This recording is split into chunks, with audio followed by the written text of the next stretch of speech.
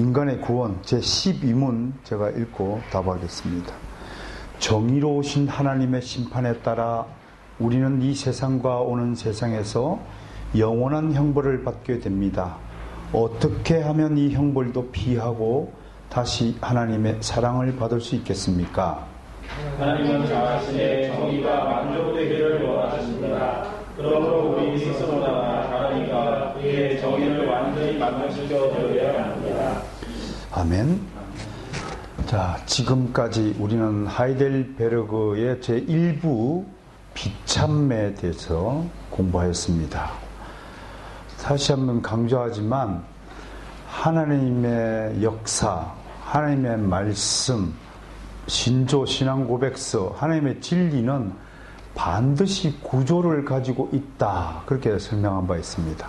그래서 하나님의 구조를 공부한다 해서 Systematic Theology, 그래서 조직신학이다. 그렇게 말하는 겁니다. 하이델베르그도 1문부터 11문까지는 뭐에 다뤄요? 비참에서 다루고 12문부터 85문까지는 뭘 다룬가요? 구원에 대해서, 죄인의 구원에 대해서 다루고, 그 다음 86문부터 129문까지는 감사에 대해서 다룬다라고 설명한 바 있습니다. 그렇다면 목사님, 이런 구조는 성경적인 근거를 가지고 있는 것입니까? 라고 묻는다면 그렇다라고 저는 대답을 하게 되겠습니다. 오전에도 하나님의 말씀, 진리, 성경에는 반드시 논리가 있다, 구조가 있다라고 말씀을 드렸어요. 그걸 우리 신학자들이 이제 뭐라고 발견하냐면 직설과 명령으로 하나님의 말씀은 구조되어 있다, 그렇게 가르쳤습니다. 직설에서 보면 그걸 직설법이라고 하는데, 하나님은 너무나 인자하시고 자상하셔서 어떤 일에 대해서 자세히 풀어 설명하고 있습니다. 자세히 풀어 인내심을 가지고 못 알아듣는 놈은 다시 한번 귓구멍에 대고 속이에 경일 끼지만 하고, 아무튼 돌머리인 줄 아시고 돌에다가 다 새겨주시고 막 이렇게 해서 이해시켜주시고 인지시켜주시고 자상하게 설명합니다.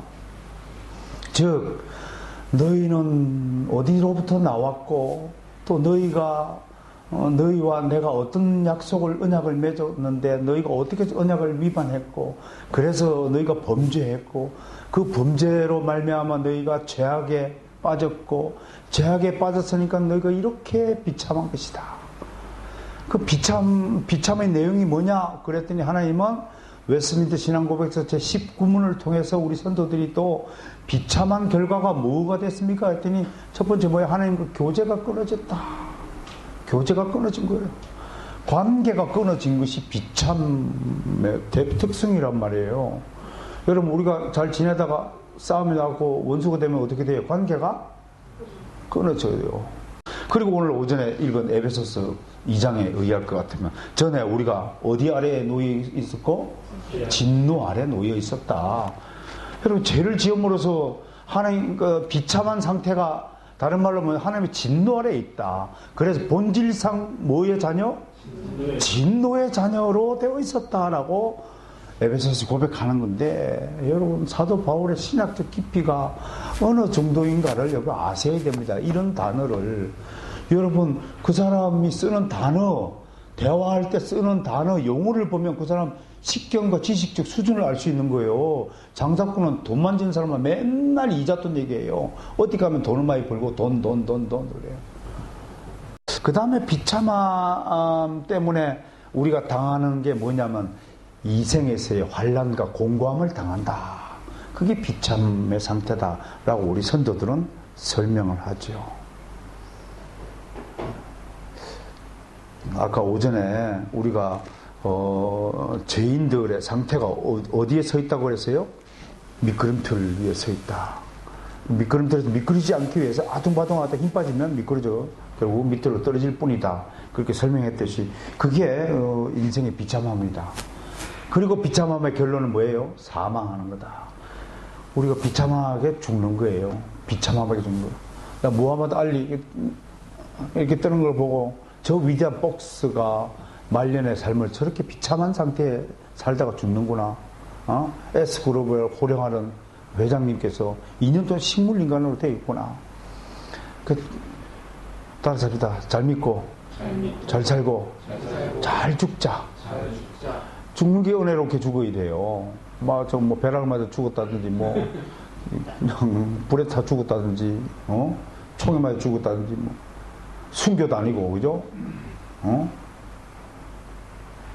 그렇게 죽기보다도 목회자는 이 강단에 설교하다가 죽는 것이 가장 큰 영광이고, 여러분들은 어디서 죽은 게 제일 큰 영광이에요? 예배드리다가. 정말. 각자 집에서 죽으세요. 예배드리다가 죽어가지고, 예배드리는 백성들은 놀랍게 해가지고, 예배 방해하고, 그날 예배도 못 드리게 하지 말고, 집에서 조용히 기도하다 죽으세요. 이게 잘 죽는 거예요. 이게 사망이고. 그 마지막으로 비참한 결과가 뭐라고 가르쳤습니까? 최후의 비참함이 뭡니까? 영원 가장 최고의 비참은 지옥 형벌이다. 이렇게 말했습니다. 우리는 하나님과의 관계가 전에는 하나님과의 관계가 끊어진 외인이었고 그리스도 밖에 있었던 사람이고 하나님의 진노를 받은 사람이고, 그죠? 이 생에서 공고와 환난을 당했던 사람이고 비참하게 죽어가는 사람들이었고 마지막에 지옥 형벌을 받아 마땅한 자였는데, 하나님께서 우리를 오늘부터 뭐라고요? 이와 같은 너희를 내가 구속하였노라 라고 말을 하는 것이 오늘부터 배워야 할 것입니다. 자, 정의로우신 하나님의 심판에 따라 우리는 이 세상과 오는 세상에서 영원한 형벌을 받게 되었던 존재입니다. 그런데 어떻게 이 형벌을 피하고 다시 하나님의 사랑을 받게 되었습니까? 라고 스스로 묻고 스스로 답을 하고 있습니다. 그랬더니 저는 이 답을 보고요, 하이델베르그를 지으신 우르시누스와 올리베아 뉴스의 두 신학자 공동작품이고 주로 우르시누스가 만들었다고 하지만 제가 쓰면 좀 더 적합한 말을 찾을 것 같아요. 좀 힘이 좀 빠져요. 하나님은 자신의 정의가 만족되기를 원하십니다. 그러므로 우리 스스로나 다른 이가 그의 정의를 완전히 만족시켜 드려야 합니다. 라고 일견 보기에는 좀 맥빠진 답을 하고 있어요. 어떻게 형벌을 피합니까? 그러면 좀 구체적으로 말해야, 전을 행함으로써 피하게 됩니다. 한다든지 말이에요. 기도를 막 1000일 동안 다 드리면 형벌을 피할 수 있습니다. 한다든지 이런 답을 기대하는데, 맥빠진 답인 줄 알았더니요, 이 맥빠진 답에 위대한 심오한 진리가 숨어 있더라 이겁니다. 그게 뭐예요? 하나님의 공의가 만족되어야 한다. 이게 뭔 말인가요?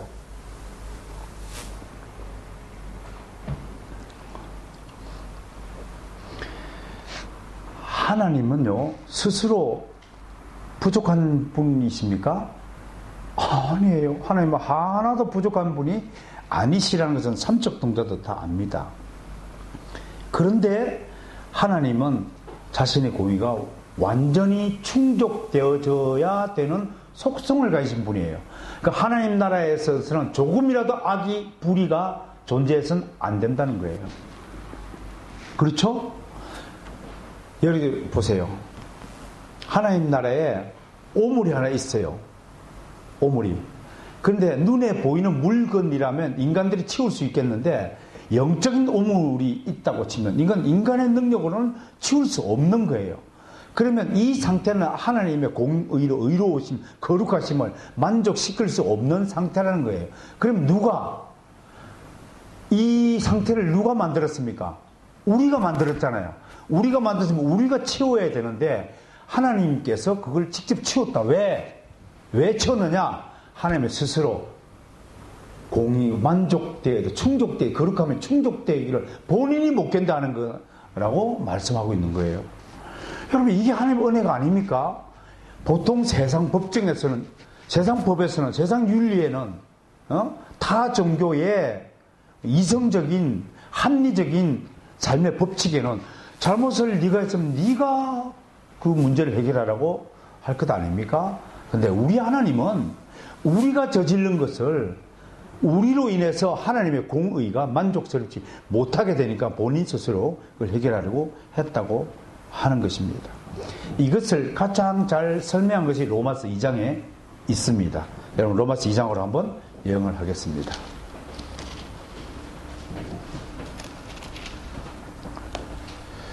하나님의 공의가 만족되어진다. 그것이 무엇을 뜻하느냐? 그것은요, 하나님은 하나님의 방식대로 모든 것을 처리한다라는 것입니다. 그걸 잘 설명한 것이 2장 2절 한번 읽어봅니다. 시작. 이런 일을 행하는 자에게 하나님의 심판이 진리대로 되는 줄 우리가 아노노라. 하나님의 심판은 진리대로 되어진다. 즉 하나님은 진리대로 심판을 하신다는 거예요. 심판을 하시는 것이 하나님의 공이라는 거예요. 잘못이 있을 때 그걸 눈 감아주고 봐주는 것이 아니라 본인 스스로 그 문제를 해결하는 것이 하나님의 심판이라는 것이에요. 웃기지 않아요? 응? 웃기지 않아요? 여러분 아레엘 교회의 성도가 잘못하면 결국은 누가 책임질까요? 나 책임 안 질 거야. 그렇게 생각하면 여러분들이 책임을 져. 그렇게 말했다면 기독교회는 탄생하지 않았어야 돼요. 어? 그렇게 말했다면 우리는 전부 절간에 앉아 있어야 돼요. 세상에 어떤 진리가 다른 사람의 잘못을 내가 다 짊어지고 가는 그런 논리를 가진 종교가 어디 있습니까? 그러니까 완전히 다른 차원의 지금 종교 이야기를 하는 겁니다. 6절 한번 봅시다. 6절. 하나님의 공의의 법칙이 우리가 공부하고 있습니다. 시작. 하나님께서 각 사람에게 그 행한 대로 보응하십니다. 누구에게?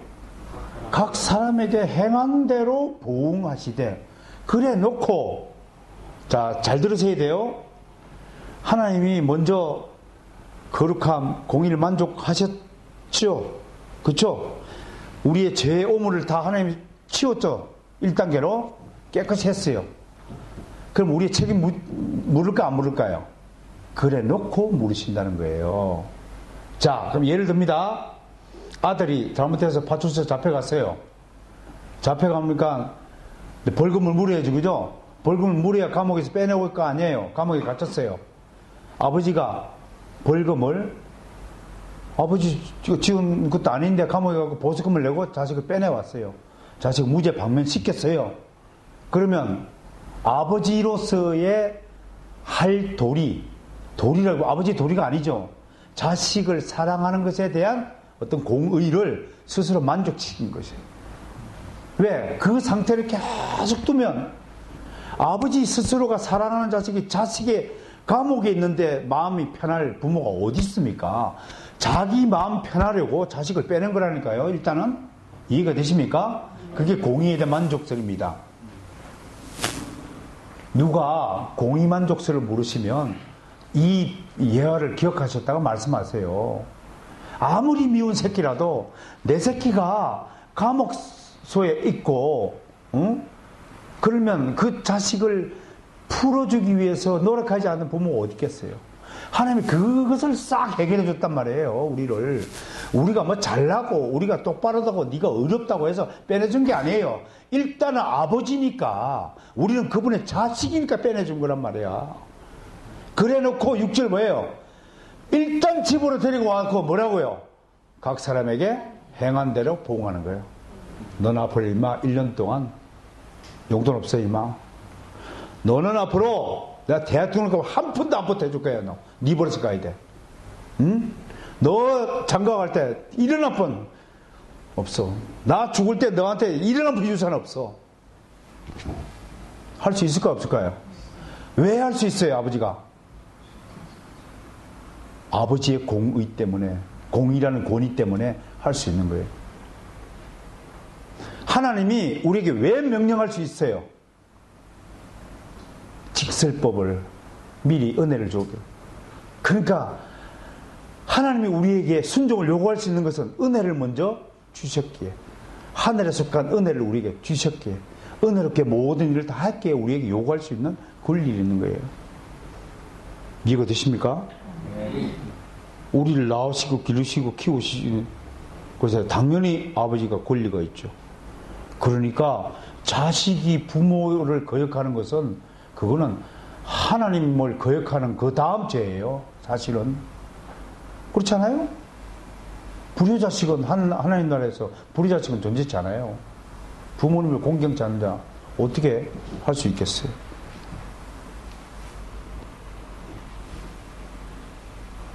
각 사람의 그 행한 대로 보응한다.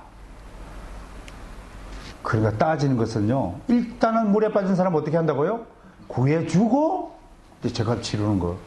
이 방식이라는 사실. 그 다음에 11절 봅시다. 시작. 이는 하나님께서 외모로 사람을 취하지 아니하십니다. 제가 중간만 읽은 2절부터 11절까지 한번 읽어보세요.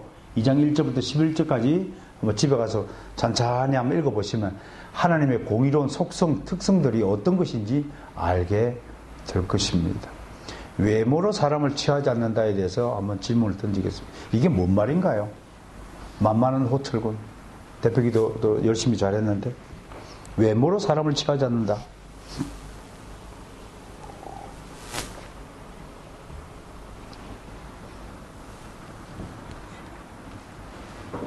좀 설명해 볼 수 있는 사람. 정배 아버지. 외모가 아니면 우리 마음을 깨뜨려 보시는 우리 마음을 깨뜨린다. 마음을 보고 감찰, 마음을 감찰하신다. 예. 뭐 제대로 되죠. 외모는 뭘 나타낼까요? 외모. 형식적인 것도 여기 이제 이 문맥 우리 성경 해석법 배우죠? 성경 해석법은 요 구절만 따라보면 외모는 뭐 그 모습 이렇게 하지만 이 1절부터 11절이나 문맥상에서의 외모는 뭘 나타낼까요? 이제 그런 것을 볼 줄 아는 것이 바른 성경 해석법을 배우는 거예요. 문맥에서 의미를 찾아라 라는 것이 개혁주의 성경 해석의 해석법 중에 아주 유명한 구절이죠. 그죠? 문맥에서. 눈에 보이는 것만. 행위. 즉 무슨 행위? 죄악된 행위, 죄악된 행위를 나타나는 거예요. 그러니까 여러분 성경이 말하는 외모, 겉모습, 또 행위 이건 같은 의미인데 예를 들면 이런 겁니다. 사람이 보기에는 선을 행하면 행위가 옳게 보이죠. 좋게 보이죠. 그렇죠? 그래서 사람을 어떻게 판단합니까? 야, 참 좋은 사람. You are very good man. 그렇게 할 수 있죠. 사람이 보기에 압살롬 잘 생겼잖아요. 아도니야 잘 생겼고 헌출하잖아요. 사람이 보기 이삭의 형들 상발부터 첫째, 둘째, 셋째 기가 막히잖아요. 사무엘 선지자도 깜빡 속잖아요. 지켜보니 밥 먹는 거 보니까 막 부모가 오니까 이세의 아들들이 이세 아버지한테 막 효자처럼 보고 공손하고 겸손하고 그 모습 보면 그렇단 말이에요. 그런데 우리 선조들, 우리 성경뿐만 아니라 우리 선조들은 줄곧 어떻게 말합니까? 인간이 선행을 할 수 있는 존재도 아니다. 아니, 아무리 나오는 사람을 돕고 우리가 지난번에 비참에서 배웠죠. 벨지 신앙 고백서를 통해서도 배웠잖아요. 혹 우리 중에 칼빈도 그렇게 고백하죠. 기독교 강의에서. 혹 우리 가운데 양심적으로 행동하고 다른 사람의 목숨을 구해주는 데 헌신할 수 있지만 그것마저도 사실은 자기를 위한 일이다라고 하는 거예요. 이 구절이 굉장히 난해하고 사람들의 이해를 충족시키지 못해서 굉장히 논란의 대상이 된 발언이기도 한데요. 그건 틀림없습니다. 우리 보기엔 굉장히 훌륭한 링컨 대통령 엄청 훌륭한 사람이에요. 세종대왕 엄청나게 인자하신 왕이라고 알려졌어요. 위대한 인물도 수없이 말해요. 마하트마 간디. 우리는 그런 사람의 도덕성, 윤리, 순결한 거룩한 행위 쫓아가지 못해요. 테레사 수녀. 그러나 하나님은 그 겉으로 드러난 선행, 저기 여기서 외모는 선행, 겉으로 드러난 행위, 선행으로 판단하지 않고, 뭘로 판단한다고요? 뭘로 판단한다고요? 모든 사람 외모를 취하지 않고? 11절? 뭘로 판단한다고? 지금 그 가로 안에 집어넣어야 될 것 같아요. 사무엘상 16장에 나오는 하나님은 마음의 중심을 보신다. 즉, 그 마음의 중심은 그 사무엘상 16장에서 마음의 중심 문맥상에서 어떤 의미입니까? 회개한 심령이에요.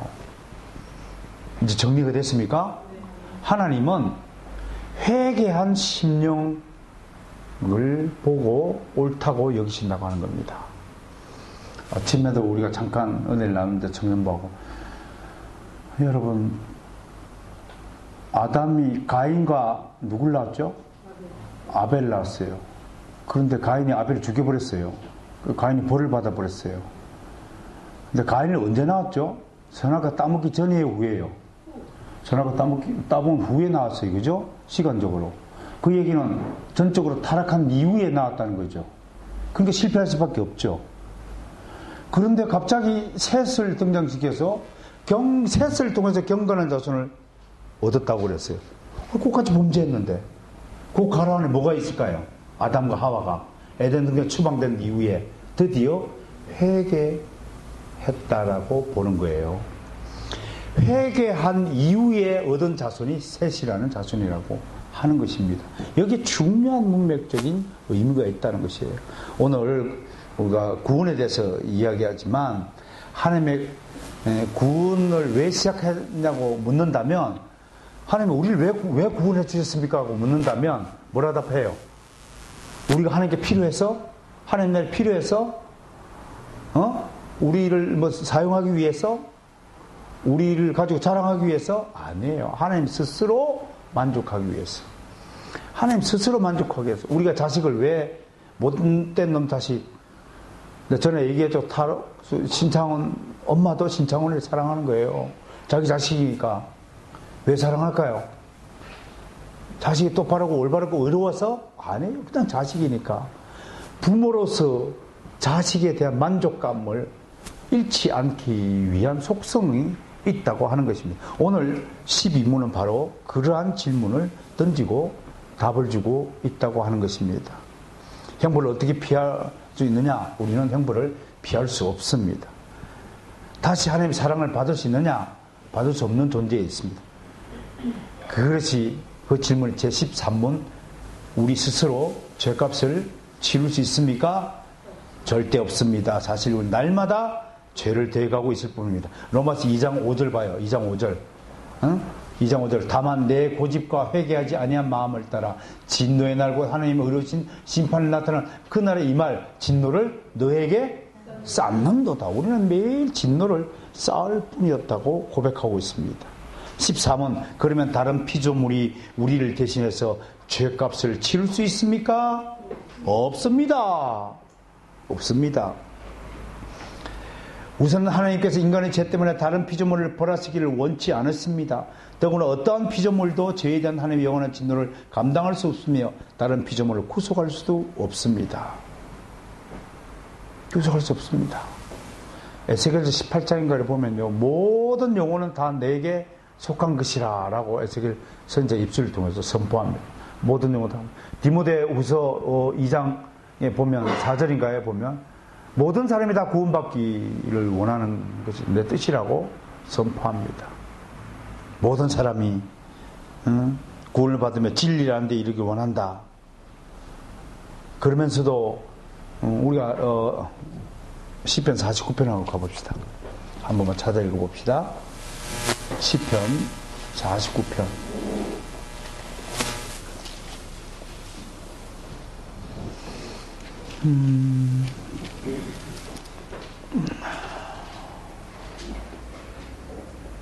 (7절) (8절) 한번 읽어볼까요? 시작. 아무도 자기의 형제를 구원하지 못하며 그를 위한 속전을 하나님께 바치지도 못할 것은 그들의 생명을 속량하는 값이 너무 엄청나서 영원히 마련하지 못할 것입니다. 그 앞에 누구한테 얘기하냐면 6절에 부자한테 얘기하는 거예요. 그죠? 자기 재물 의지하고 부영을 차는데 부자라도 자기 형제를 뭐 물질적 필요는 도울 수 있지도 영혼 구원에는 아무리 돈 많은 부자도 구원할 수 없다라고 했습니다. 그러니까 인간의 능력으로는 인간의 영혼을 구원하지 못한다고 노래한 대표적 구절이 바로 시편 49편입니다. 욥기 한번 가봅시다. 욥기 40절 교만에 빠진 욥에 대해서 하나님이 뭐라고 판결을 내신지 한번 보시면 우리가 스스로의 능력에 대해서 좀 겸손해져야 될 것입니다. 내 힘으로 뭘 할 수 있다는 것, 이 알미니안주의 사상을 속히 이 거품을 몸에서 생각해서 머릿속에서 확 빼내야 개혁주의자가 되는 것입니다. 올바른 그리스도인이 되는 것이라고 저는 봅니다. 40절에서요, 제가 그냥 설명을 들었어요. 1절에 보니까 여호와께서 또 욥에게 일러 말씀하시되 트집 잡는 자가 전능자와 다투겠느냐, 하나님을 탓하는 자는 대답할지라. 그렇게 지금 이제 꼬치꼬치 따지는 거예요. 트집 잡는 자는 원어에는 불만을 품고 대드는 자, 이런 얘기입니다. 여러분 이거 기억해야 돼요. 우리가 전에는 불만을 품고 하나님께 사태질하는 자였다는 사실을 잊지 말아야 돼요. 개구리 올챙이 씻으면 안 되는 거예요. 우리가 지금 구원에 대해서 노래하고 있잖아요. 조만간 이제 감사의 노래로 이어질 것이지만 모든 그리스도인들은 옛날의 신분, 그 상태에 대해서 잊지 말아야 감사가 되는 거예요. 비참함에 대해서 정확하게 알아야 구원에 대한 감격이 그만큼 깊다는 거예요. 그러면 이렇게 오늘 로마서 5장 20절 사도 바울의 말씀처럼 죄가 당한 곳에 은혜가 더 깊도다 하듯이 우리의 비참의 구원의 감격이 큽니까? 뭐 그렇게 이게 됩니까? 욥기 그래 놓고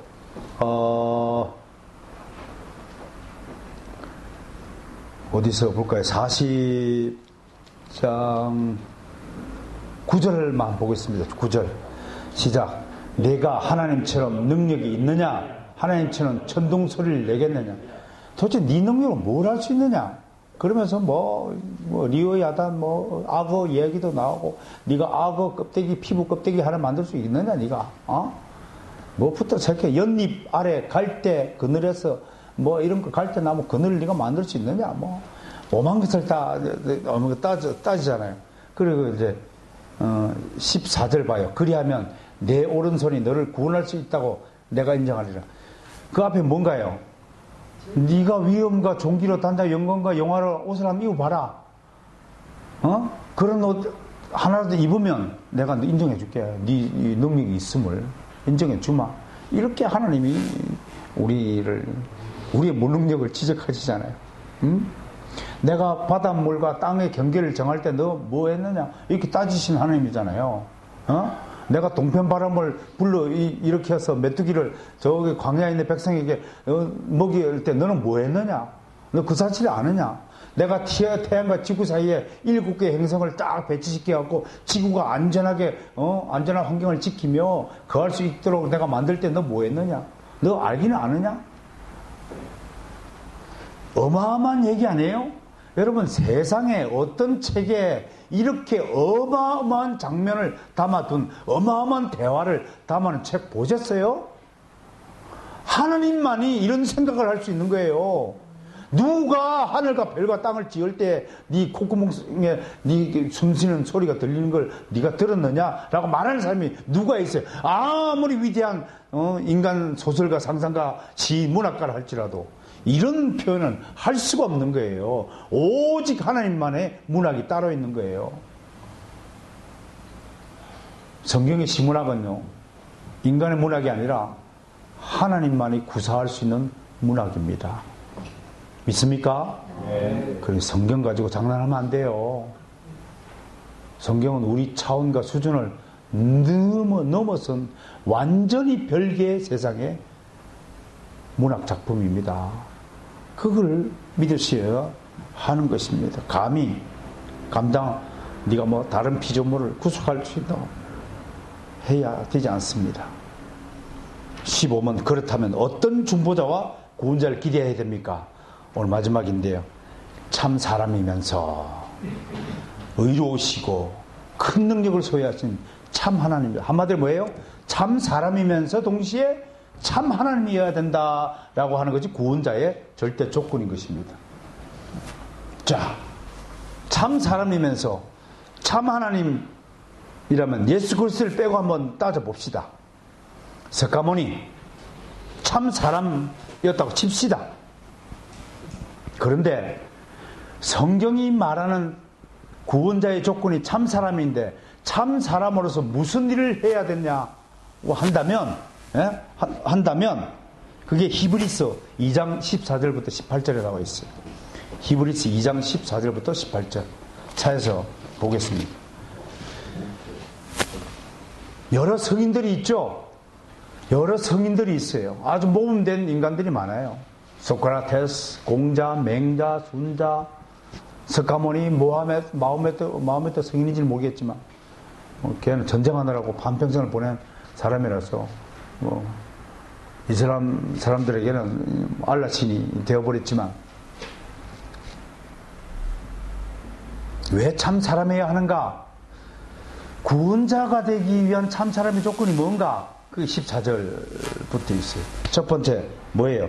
자녀들은 혈과 육에 속하였으며 그도 또한 같은 모양으로 혈과 육을 함께 지니시면 왜 참사람이 됐는가 이유를 설명하는 겁니다. 그 다음 구절이 있습니다. 시작. 죽음을 통하여 죽음의 세력을 잡은 자 곧 마귀를 멸하시니. 여러분 왜 참사람이 됐죠? 하나님은 죽을 수 있습니까 없습니까? 없어요. 죽기 위해서 참사람이 되었다고 하는 논리가 세상에 어디 있어요? 죽기 위해서 참사람이 된 거예요. 우리와 같은 모양으로 된 거예요. 그 왜 죽어야 돼요? 마귀의 세력을 멸하기 위해서.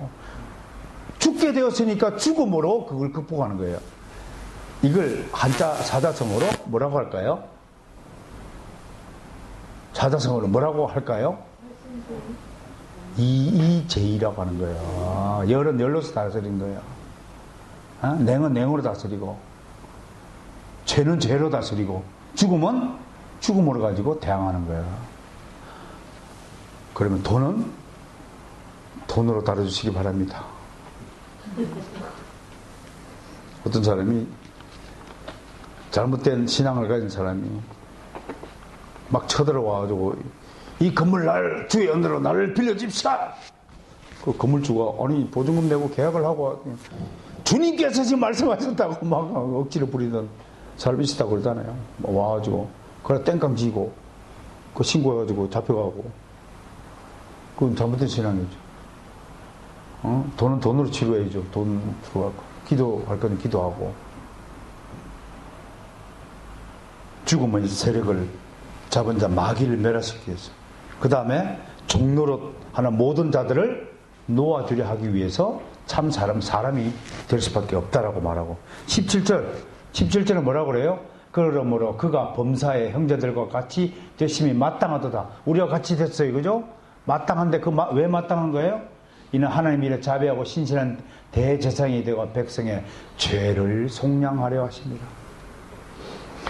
우리가 지은 죄를 하나님이 보좌를 떠나지 않고도 죄를 사해 줄 수 있지만 그보다는 좀 더 보다 적극적인 개입을 하셔서 사람으로 오셔서 자기가 직접 목숨을 내어줌으로써 목숨값을 지불함으로써 우리의 죄값을 다 속량하시고자 하는 이 위대한 속전의 일을 우리는 좀 목격하고 있는 것입니다.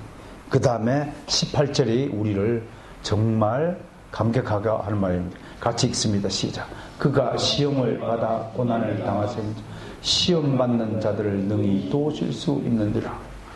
이야, 여기 위대한 그리스도의 낮아짐 비하의 신약이 여기 있는 거예요. 우리가 비참한 상태에서 고난받으니까 주님도 우리와 같이 고난받기 위해서 사람이 되었다고 하는 것입니다. 우리가 매맞으니까 자기도 매맞고 우리가 아픔을 느끼니까 자기도 아픔을 느끼기 위해서 우리와 같은 모양이 되셨다. 그래서 구원자로서의 자격을 가지신 분이시다 라고 오늘 15문은 묻고 답을 하고 있다는 사실입니다. 사랑하는 성도 여러분, 오늘 우리 12문부터 15문까지 짧게 돌아봤지만 오늘 이 짧은 물음에서 우리가 얻어야 될 정말 한 가지 단어가 있다면 저는 겸손이라고 생각합니다.